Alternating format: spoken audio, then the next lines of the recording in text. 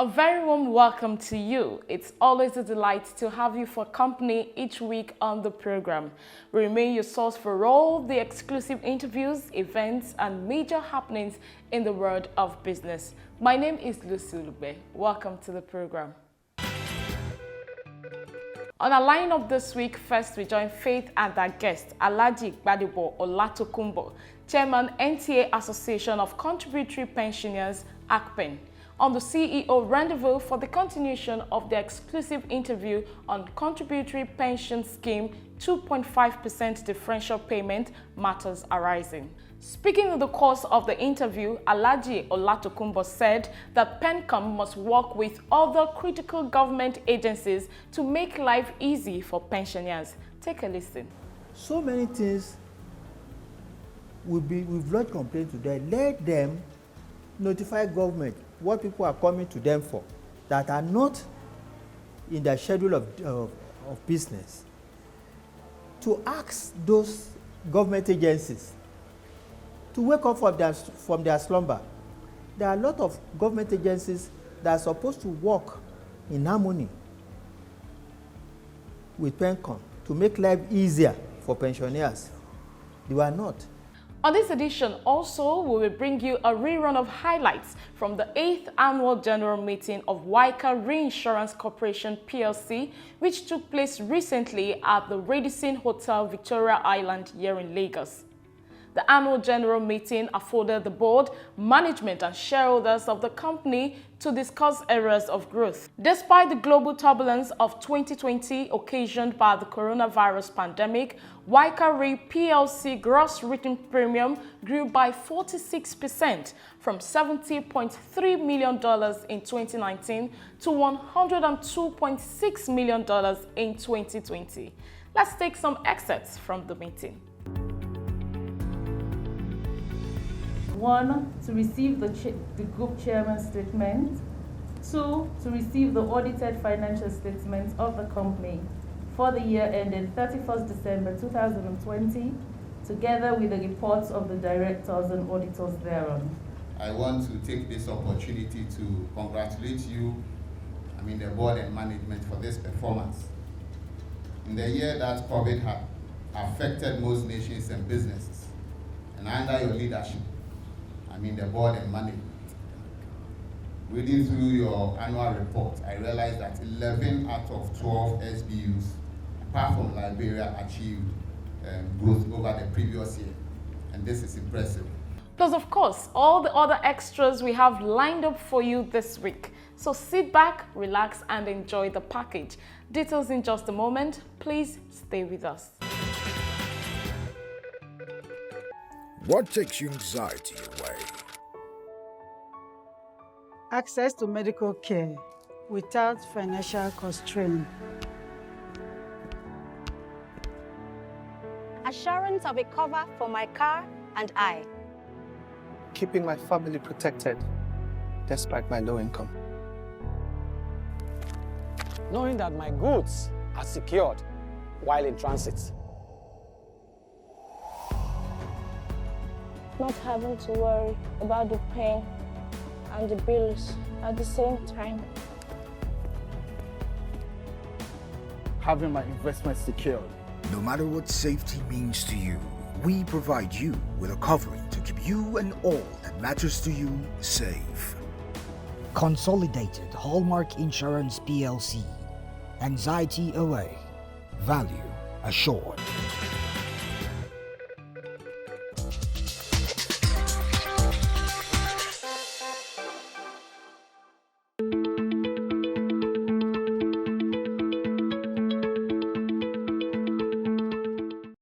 Another issue I also want us to talk about is, you have mentioned it a little bit, when it comes to these arguments, program withdrawal and retirees choosing to go for annuity, you also find there's a lot of drama, so to say, even the PFAs not wanting to let go of their customers to go for annuity, this as against the program withdrawal.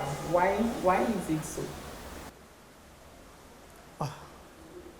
in every business, you protect your business.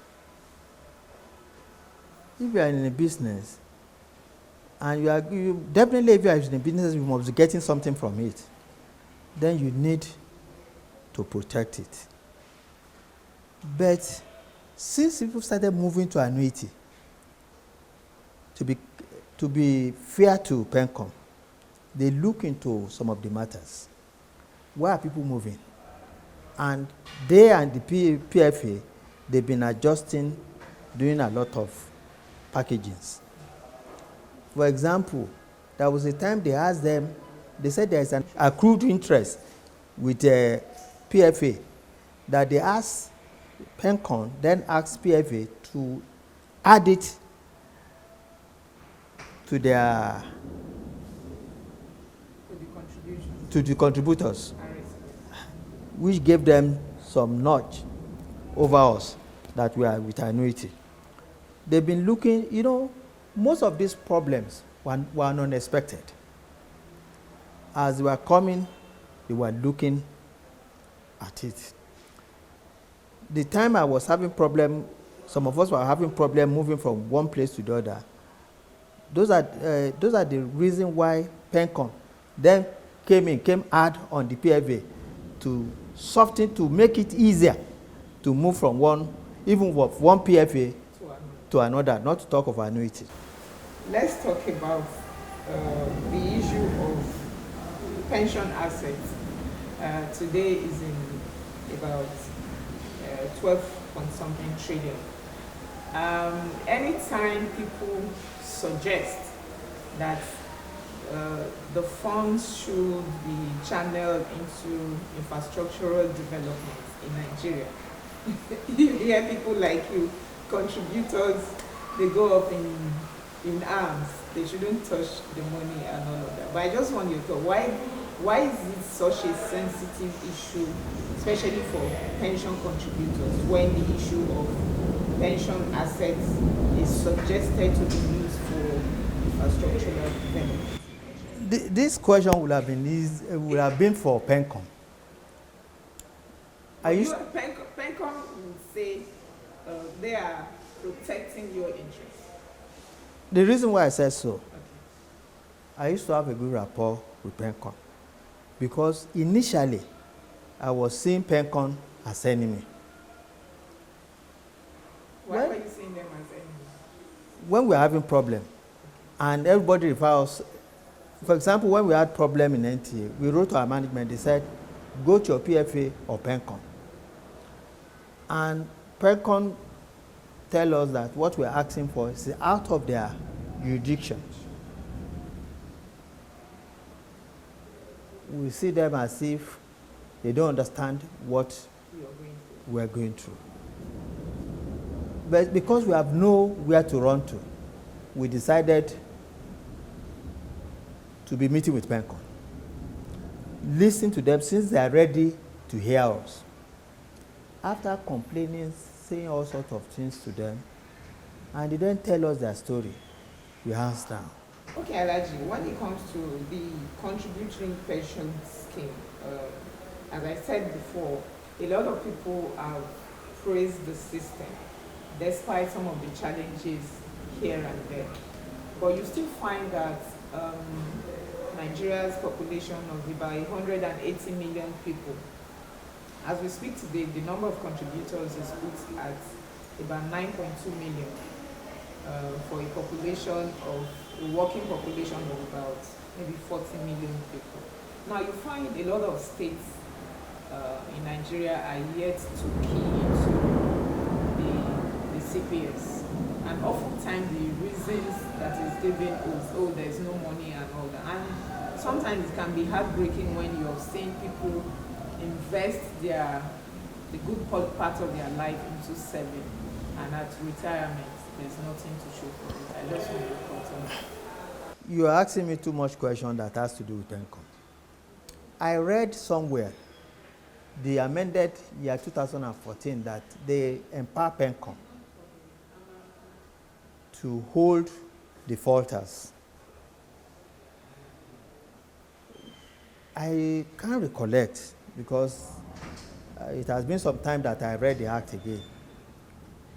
But PENCON now has the opportunity to get more power from the review ongoing, whether to penalize government that were giving excuses to join. You know, when you make rules here or policy, you don't back it up with sanction. People will continue, we will do it next time. We'll do it next time. Maybe this time around, PENCON should go a step ahead, the power given them with the act that is in existence now, the act of year 2014, to have power to sanction. Maybe that will make a lot of these state government employers of labours to join the new scheme. But don't forget, when you quoted the number of workers, government and government agencies are not the larger employer of labours.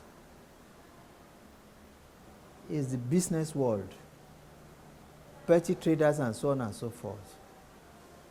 Small, medium-sized companies, large companies, they were a majority of employer of labours. How do they get involved? Thank God they know how it is hard. I suppose not to be thinking for PENCON. I've been reading a lot of appeal from PENCON, talking to all these people. If they go ahead, step ahead, and get the power to sanction, I'm quite sure if state A or company B gets sanction, C, D, and co on company will sit up. That's what can encourage a lot of them being on board. For pensioners, contributors, PENCON, PFAs, and government going forward in the pension industry, some of the challenges that are still here and there. What do you think stakeholders, and by that I mean everybody involved, can do so that in the future, let's say 10 years from now, we'll have a harmonious contributory pension system that nobody is suspecting anybody, nobody is angry that you don't answer me on time? First of all, I will start with PENCON.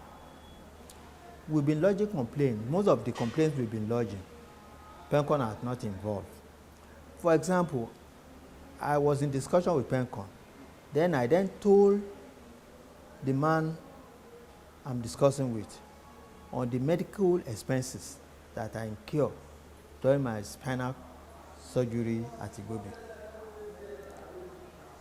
The man said, that is not their business. The government has this, that we all come to them. Will they go and whip NHF for not doing their job? And so on and so forth. So many things we've lodged complaints to them. Let them notify government what people are coming to them for that are not in their schedule of business, to ask those government agencies to wake up from their slumber. There are a lot of government agencies that are supposed to work in harmony with PENCON to make life easier for pensioners. They were not, because pensioners don't go to them. I attended a symposium in year 2017 in Abuja, where they invited all those that will make life easy for contributing pensioners. Most of the agencies did not come. And you don't have any power to go to them. If you go to them and said, I'm a pensioner, I've been having health, this thing, they will give an excuse that we tell you that you don't have to come here. If you know where you're supposed to go to, you go to PENCON. Whereas PENCON is supposed not to be the whipping boy of pensioners. There are some agencies that left their job undone that makes retirees to run to PENCOM. PENCOM knows them. They've been receiving us. We've been making a lot of complaints to them. Let them come out and pinpoint all those agencies. It looks as if they are trying to be good, that why should it be we that will be saying A and B are not doing their job? If A and B is not doing what they're supposed to do, people are coming to bother you. Speak out. The way I can speak out on applies. If you ask government agency that's responsible for pensioners, PENCOM to speak like that, they will look at it. We government agencies, we are not supposed to be an advocate or activist. They won't be able to. What we can make life easier is for government to engage people who have been in the contributory pensioners. What has been the problem? We then lay it on the table. They will then tell us this is supposed to be this agency. When you get there, this is what they're supposed to be doing for pensioners. Then, if that is solved, in 10 years' time, we won't be having problem. So people like me should be praying for long life, so that by the time all this thing comes on board, we will still be alive to enjoy some of these benefits. On that note, I'd like to say a very big thank you to you for finding time to talk to us on the program. Thank you so very much. It's a pleasure being on this program.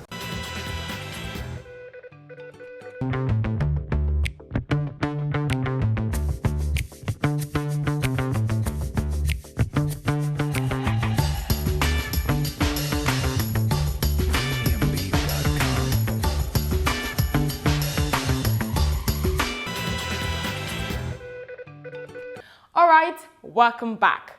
Moving on, we now bring you highlights from the 8th Annual General Meeting of WAICA RE PLC, which took place recently here in Lagos. Some of the high points of the meeting was the election and re-election of directors to the board. Happy viewing.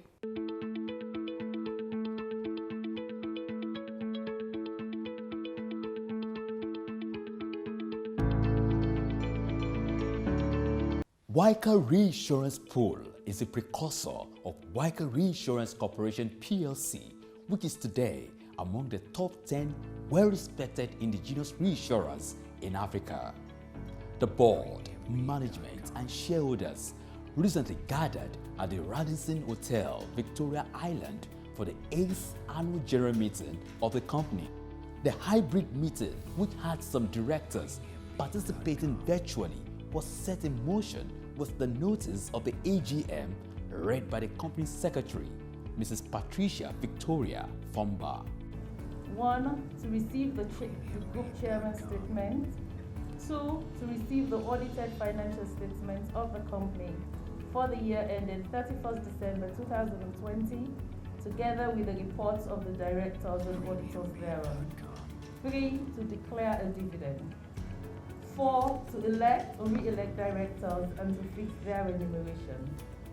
Mr. Benjamin Kamanga, re-election. Mr. Mohammed B. Cole, re-election. Mr. Donald Charles K. election. Mr. Samuel Amankwa, election.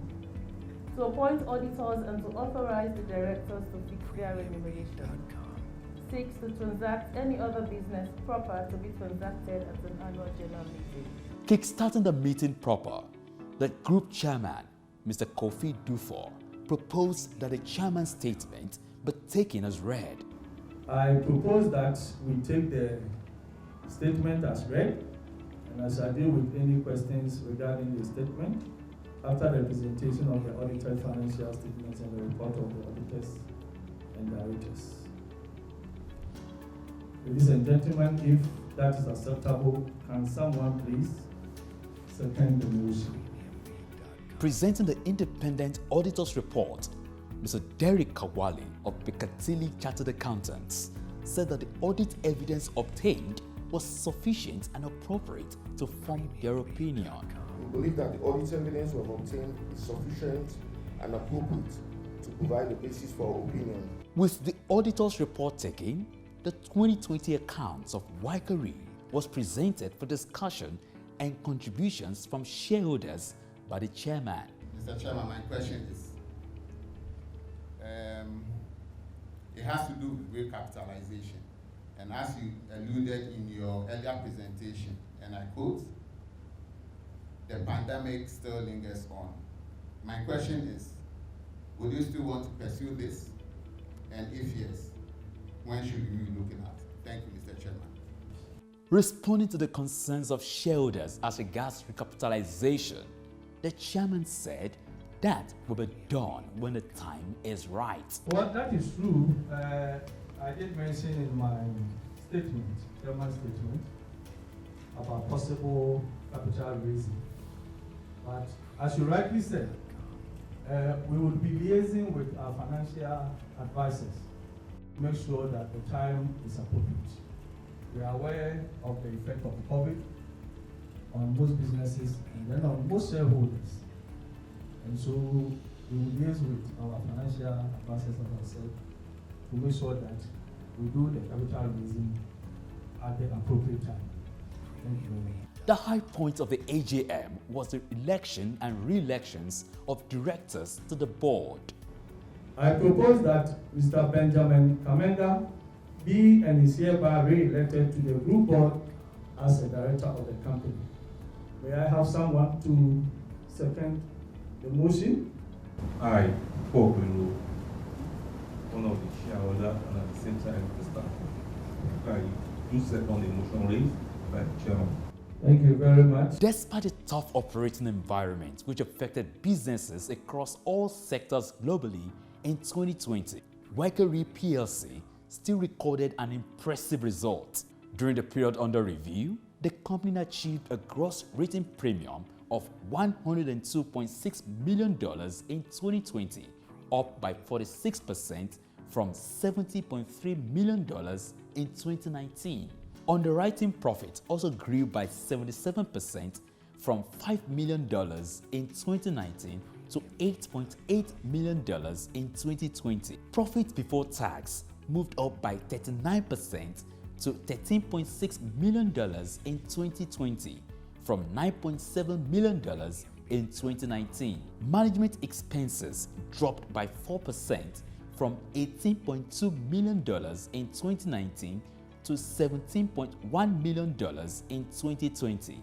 Shareholders' funds also moved up by 10% from $89.4 million in 2019 to $98.2 million in 2020.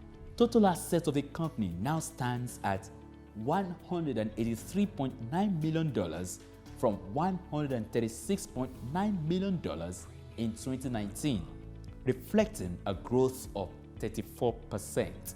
A dividend of 0.0814 cents per share amounting to $4 million to be paid to existing shareholders whose names appear in the books of the company as of 15th of July 2021. The chairman of the company shared his thoughts on the strategic vision of WAICA Re PLC going forward.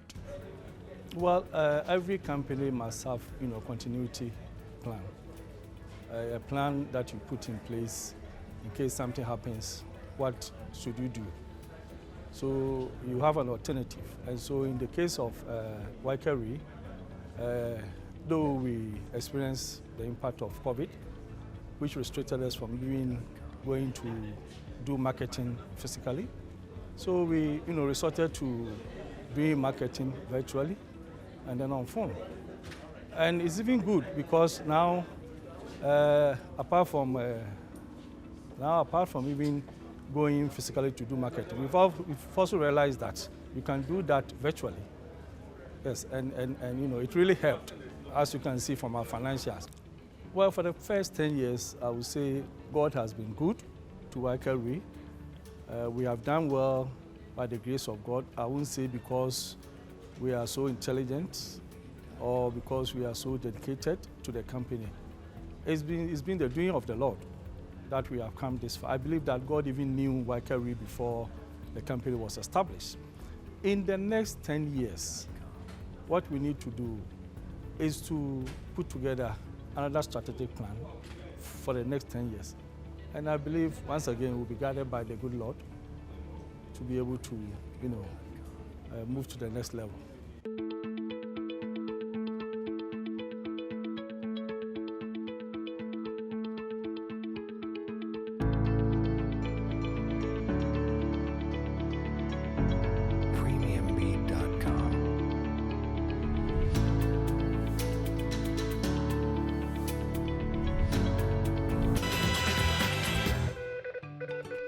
That's our time on the program this week. Many thanks for being a part of it.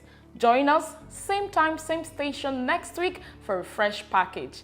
In the meantime, feel free as always to connect with us on all our social media platforms.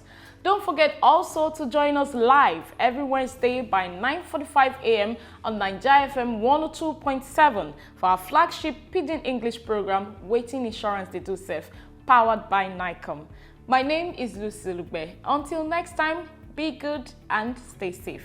Bye-bye.